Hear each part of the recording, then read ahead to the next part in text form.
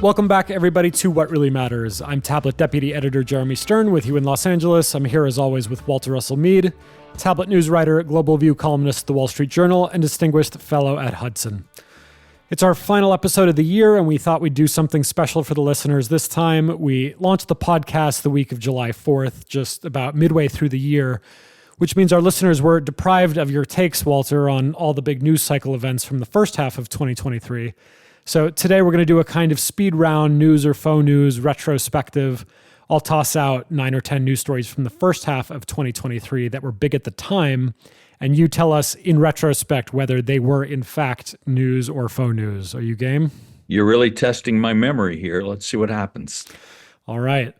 From February 3rd, the U.S. announces it is tracking Chinese spy balloons over the Americas, with one drifting from Yukon to South Carolina before being shot down the next day. The event is followed by subsequent detections and shoot-downs of high-altitude objects elsewhere. Was it news or faux news? It was probably not news in the sense that anybody who didn't think China was spying on us was just not paying attention, or for that matter, I would hope we are spying on them just as assiduously.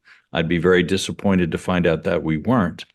But where it was real news was this was something the average American picked up on. You could see the balloon.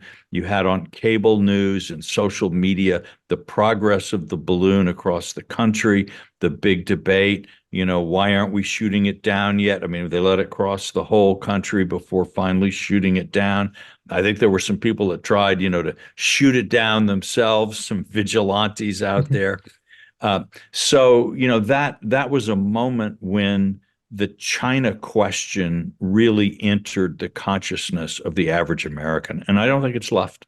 February 14th, the European Parliament approves a ban on the sale of new petrol and diesel vehicles in the European Union starting in 2035, citing the need to combat climate change in Europe and promote electric vehicles. Was it news or faux news? Well, it appears to have been faux news in that the Germans and the Italians seem to have already wriggled out of it and said, well, synthetic fuel vehicles. And then also as the Europeans look at, oh, wait, we've just signed a law that will give our entire car market to China by 2035. There are a lot of second thoughts taking place. So here's the sense in which that was real news, is that all year long, we saw a series of what looked like they were going to be long expected, really big victories for the climate change lobby, so to speak. And almost all of them get somehow modified, rolled back. And what it suggests is the big idea the climate movement has had, which is that as it became less controversial to say that the Earth is warming, and as the effects of climate change were growing, the political consensus for difficult and expensive steps to change the trajectory would grow. In fact, it hasn't. If anything, what we've seen is even as the polls show more people think climate change is real and more people think climate change is a problem, the support for expensive or job-eating green initiatives just is fading away. That's real news. March 10th, Iran and Saudi Arabia agree to resume diplomatic relations, which were severed in 2016, at talks mediated by China. Was it news or faux news? Oh, complete faux news. We've all noticed just how buddy-buddy Iran and Saudi Arabia have been ever since. The warm love every day that comes from Riyadh and drifts over to Tehran and back and forward. The spirit of reconciliation that has made the Houthis sing Kumbaya with everyone.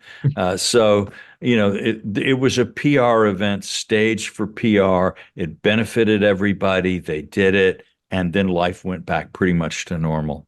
Definition of faux news. April 4th, Finland becomes the 31st member of NATO, doubling the alliance's border with Russia. Was it news or faux news? Well, putting it that way, I think it's a bit of faux news, because the real news, in a sense, is that Sweden, which was supposed to join when Finland did, still hasn't, because Turkey and Hungary are still sort of playing games with it. And Turkey clearly understands that it can keep extracting concessions as long as it holds the Finland card in the air but a Sweden card in the air. But the minute you let in Sweden, you lose all that leverage. So what rational Turkish leader is going to throw away all this leverage? I would also say, you heard a lot of self-congratulatory garbage, basically, coming from whether it's people in the administration or the sort of press chorus that is dedicated to telling us how wonderful the administration is. It's saying, ha, Russia attacks Ukraine, we come back stronger, we grow NATO. Nobody really doubted that in a war with Russia, if Sweden and Finland were threatened, they would be on the West side. It's not like, they were undecided. What were they going to do? Were they going to side with Russia? Were they going to side with America? No, we've already known what that was about. So what was interesting is that they decided that they really needed to get into gear, not because NATO and America were stronger, but because they were weaker. Because they perceived the status quo was no longer enough to contain Russia, hold it in check. And it's a sign of no confidence or less confidence. And this, one of the real problems I think we have as a society is the extent to which partisan media, either on the Democratic side or on the Republican side, there's less of it, but it's more intense. It makes up in intensity what it lacks in numbers, will deliberately tell people that good news is bad news or bad news is good news, or will simply be unable to understand it themselves because they're so caught up in a partisan framing. We as the world situation gets darker, we all need to become a lot clearer about what's really going on. And the media needs to step up and do a better job, I think. April 15th, nuclear power in Germany ends after 50 years with the closure of the country's final power plants. Was it news or faux news? Well, it was hardly a surprise. Long dying patient finally kicks the bucket in one sense. And also Germany continuing to, Germany demonstrating that the United States is not the most irrational, dysfunctional political society on the planet. This was for the Greens, who were an essential member of the current German coalition. This was kind of this keeps them in the game. If they had given up on this, they would have lost all standing. Now, what happened instead was they forced it through, and the whole coalition has grown steadily less popular. I mean, we've reached a moment where the AfD is more popular than the Greens. And the Social Democrats, I think, at this point. Yeah. This is shocking. It's a sign that the German political establishment is as bad as its job as the American political establishment.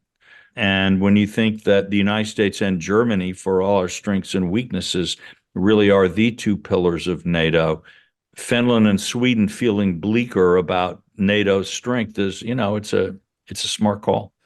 May 1st, San Francisco-based First Republic Bank fails and is auctioned off by the U.S. FDIC to J.P. Morgan Chase for $10.7 billion. The collapse surpassed March's collapse of Silicon Valley Bank to become the second largest in U.S. history. Was it news or faux news?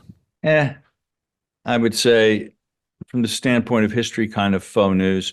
Whenever interest rates move sharply, the chances are you'll find that you'll have trouble in the banking system.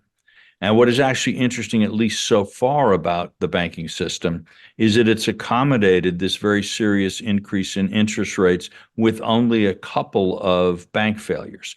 You go back to the 1970s when inflation really hit for longer and harder, and it wiped out a whole sector of the banking industry, something that someone your age, Jeremy, probably has never even heard of, the savings and loans, which used to be a kind of a parallel banking sector.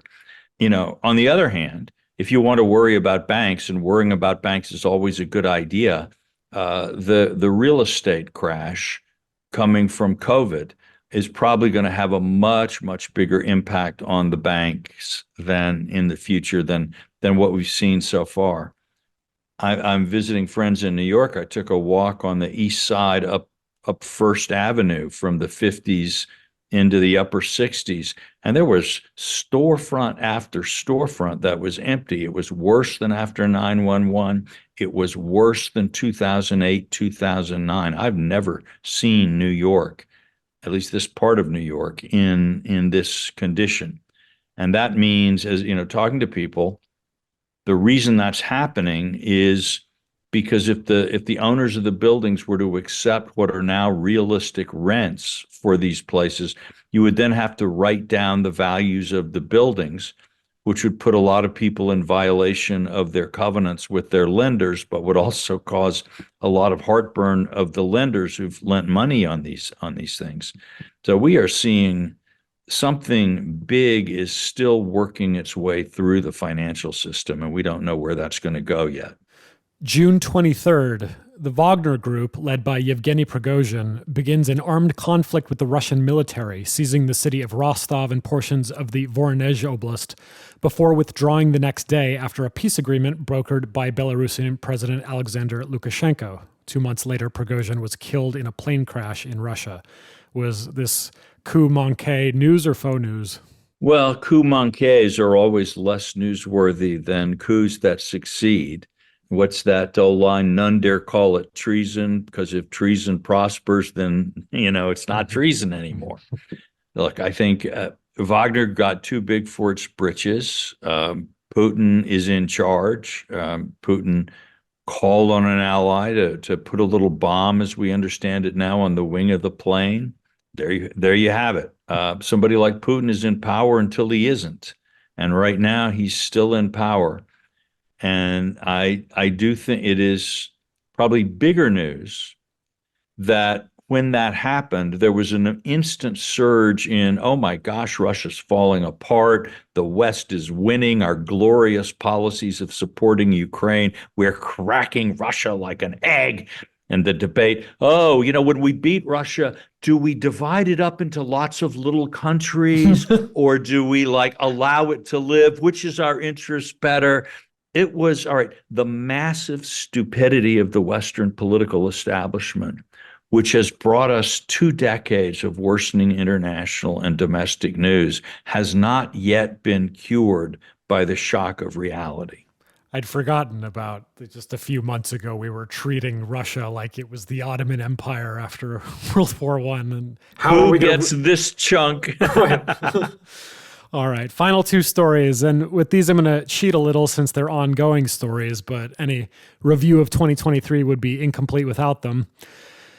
GLP-1 drugs like Ozempic for diabetes, Wegovy for obesity, and others that electrified medicine, popular culture, stock markets, with the promise of apparently very effective weight loss drugs that can also cut symptoms of heart failure and strokes, and which also seem to have very manageable side effects. Is this all too good to be true? Has it been news or faux news? Oh, I think it's news. And, these also reduce apparently cravings for alcohol and drugs. It just, and one suspects that this is just the beginning, that now having found that this sort of previously unsuspected avenue of intervention exists and has these impacts, we're going to see progressive improvements. I think in this year, a lot of it took the form of a fight over whether insurance was going to cover, because these drugs cost about $1,000 a month or more. If they're and insurance companies are not thrilled at the idea of picking up the cost, but and I think Medicare is still not picking up the cost. I can see from an insurance company's point of view, because okay, somebody's working for a company, they're staying healthy now, and I'm paying $1,000 a month. Okay, they're going to be healthier later, but they might not be working for that company, so I may not be saving on the back end. So you can see why a insurance company would have a problem. But I think from Medicare's point of view, one prediction I'll make is that the U.S. government is going to end up providing some relief for seniors who want to take these drugs. The possibility not only of extending life expectancy, but extending healthy life expectancy is too good to pass up. I'll remind you, Jeremy, we had to talk about expensive drugs earlier, and the point I made there still stands. The most expensive drug is the drug that hasn't been invented yet. No amount of money can get you that drug. And what we need above all is a healthcare system that keeps developing new treatments. And if that costs money, we need to figure out how to pay for it. This innovation that is coming out of Americans are leading the way in a lot of these things. This is a gift to future generations and to the whole world, and it's one we want to keep giving. All right, final story of 2023, Walter, and it's only 4 words. Elon Musk bought Twitter. Has it been news or faux news? My Twitter, I don't know about you, Jeremy. My Twitter experience hasn't really changed. I mean, gosh, there are a lot of stupid people on Twitter, and many of them decide they want to engage with me one way or another. That was true pre-Musk. It's true today. A lot of people that I follow on Twitter spent all of their time debating about how horrible Twitter has become and how full of hate it is and how poorly it's supervised and how sometimes the wrong people are kicked off and sometimes the right people are kicked off too quick. Blah, blah, blah, blah, blah. All right. Okay, that was the same pre-Musk as it is today. Twitter is an angry, bitter place, but if you pick the people that you follow wisely, for somebody like me who needs to stay on top of the news, it is still essential. There is nothing, I mean, I keep hearing about Blue Sky, Threads, these, how many Mammoth was that? Mastodon, whatever the heck it was. Mm-hmm.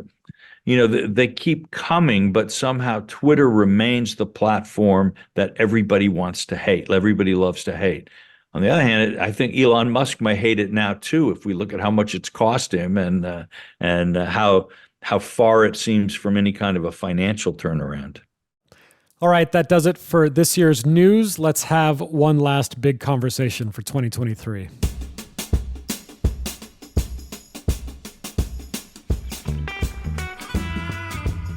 There was a recent op-ed from Janan Ganesh that I won't try to paraphrase or pass off as my own insight. I thought it was a great and kind of provocative topic to end the year on, Walter, and related to our big conversation last week about the persistence of Anglo-American power in the world.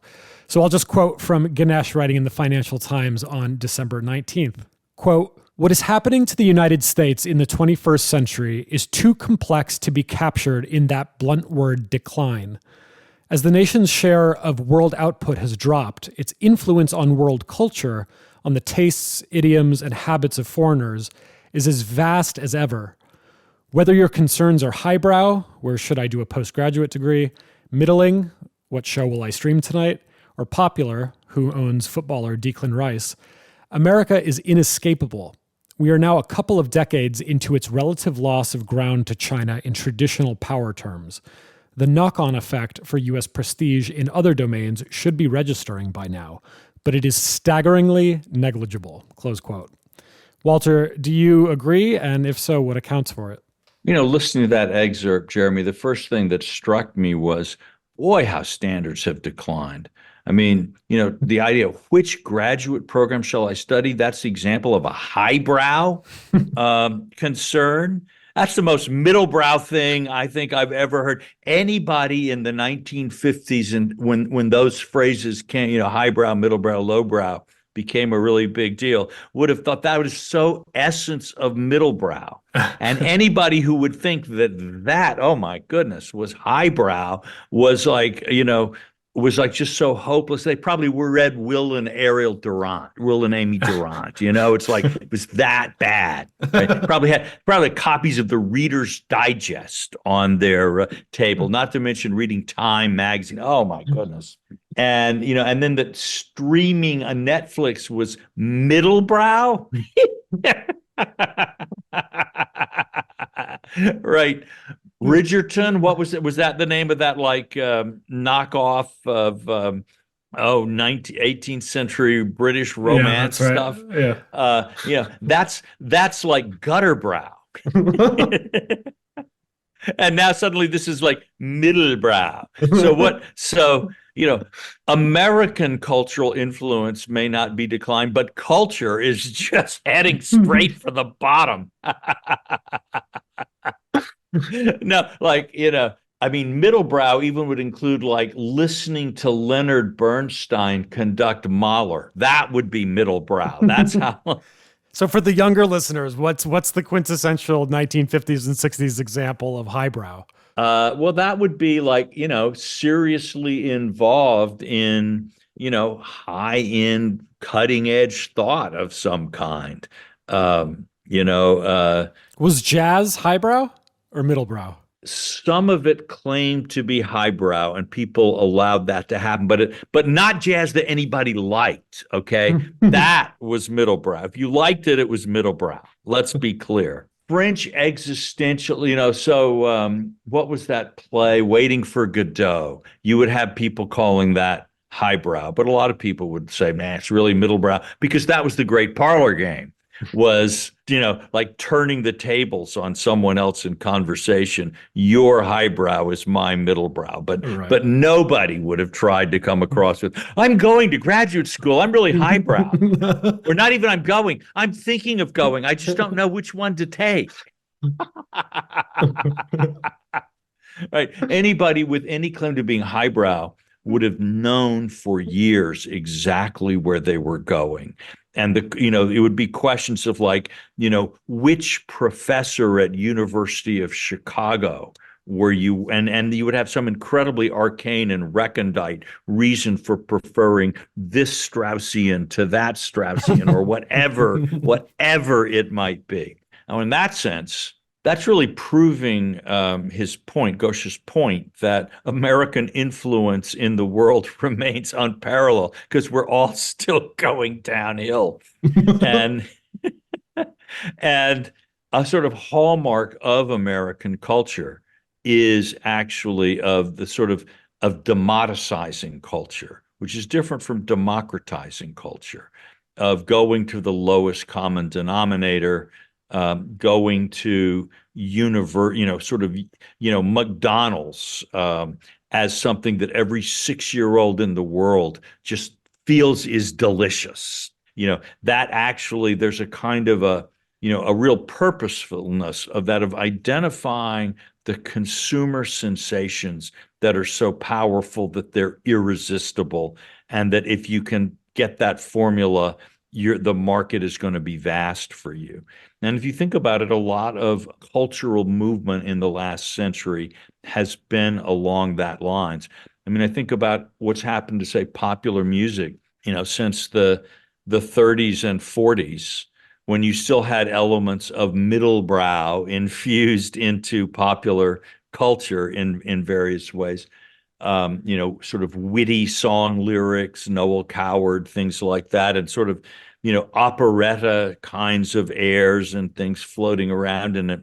But then you go to rock and roll, which just strips away and gets like much more beat, simple chord progressions, boom, boom, boom, a universal thing. And then, you sort of move on to that, to things like rap music. And so that, it's a continual stripping away of everything but the kind of essential thing that causes the primal response for the most people, in a sense, devoid of any kind of cultural frame, so that, you have to have, it would be hard to listen to classical Indian sitar music without some awareness of what it's coming from, right?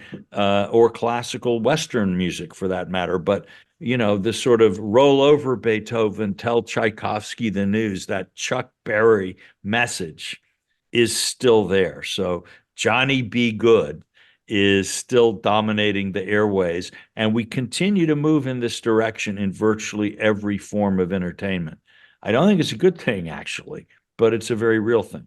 Do you think there are any implications that we should think about with regard to America's competition with China? I mean, is it a reason to be optimistic about America's prospects in Cold War 2.0, that it still does seem like the ubiquity and charisma of American culture is, it's hard to compare it to Chinese culture, which seems to have much less international appeal, at least on the level that you're discussing? Well, ask yourself, which culture had more global influence in 1940, French culture or German culture?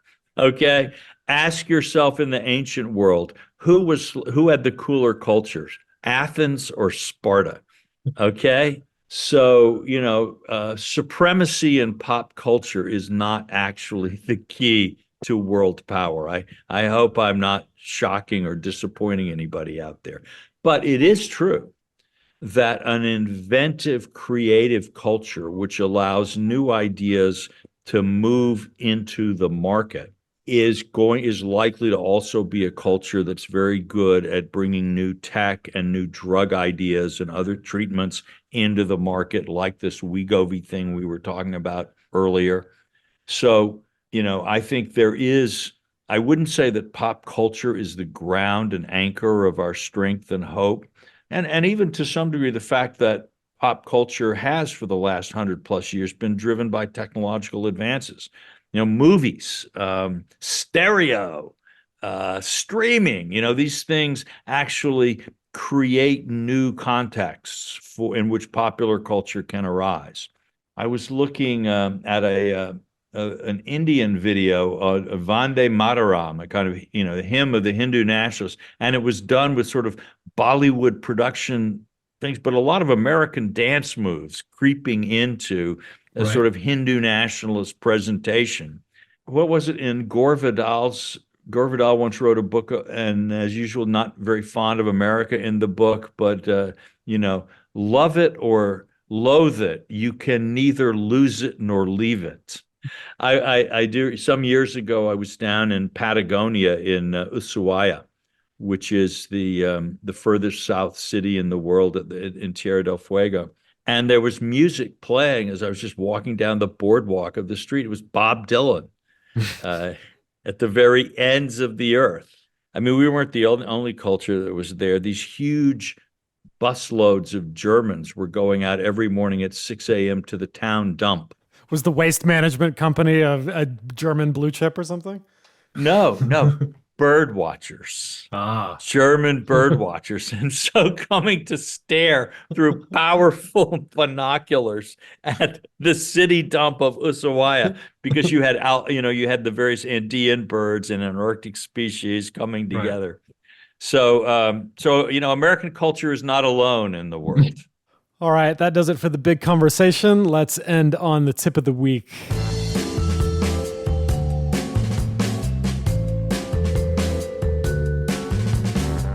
And speaking of the edge of the world in southern Argentina, Walter, we're sending you off to Argentina and Brazil for the next couple weeks. Maybe we'll get the chance to record an episode from ground zero of Javier Malay's shock therapy reforms. But in the meantime, just tell us what books you plan to take with you in the next couple weeks, or what's on your Kindle for the end of the year. Well, actually, the first place I'm going before I get to Argentina and Brazil is I'm going to the Galapagos Islands for a week. So you'll be reading Charles Darwin.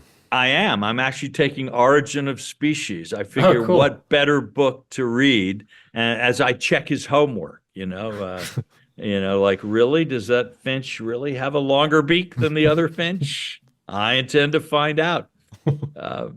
See for myself. Oh, I'm taking. I'm in the middle of reading what is it? The book about the trial of Pétain in France. France on Trial, I think it's called. Julian Jackson. Yeah. Yeah, I liked his Life of de Gaulle so much. I thought I would give this one a shot.